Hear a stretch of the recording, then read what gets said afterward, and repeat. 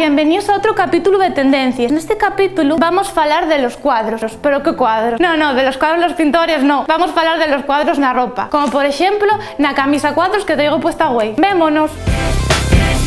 I'm looking hard, acting cool, highest on a padded bra, slim and tight, hungry eyes, promise. Los cuadros vienen mucho esta temporada, como por ejemplo la camisa vestiu que vimos anteriormente. Y también vienen en infinidad de combinaciones, como por ejemplo pueden ser los pantalones de cuadros haciendo xuego con un blazer de cuadros, que queda muy elegante para ir a trabajar. También vienen en looks más informales para salir por ejemplo de fiesta o para pasar una tarde con les amigues de compras, o con mozu también. Por ejemplo, puede ser también les minifaldes de cuadros y los shorts de cuadros. También que bien, vienen también los vestidos de cuadros como este que traigo puesto yo. ¿Qué marca la diferencia de esta temporada de los cuadros con las temporadas anteriores? La diferencia está en que esta temporada los cuadros vienen acompañados de unos florines, unos rosines de Gales, y también que vienen con otro tipo de diseño de cuadros mucho más elaborado que las temporadas anteriores y con detalles nuevos, como por ejemplo esta rayina que traigo yo, que da ahí un look que lle de cuadros pero también lle deportivo. Una cosa muy importante de los cuadros que hay que destacar es que los cuadros tienen eso referente en la época de los 80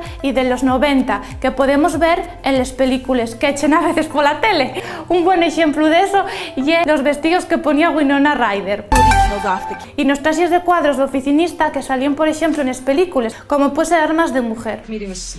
¿Qué puede ir con los cuadros? Bueno, pues una buena combinación para con los cuadros sería el peluche. ¿Qué vos parece? Hasta aquí el capítulo de hoy. Vecinos, chao.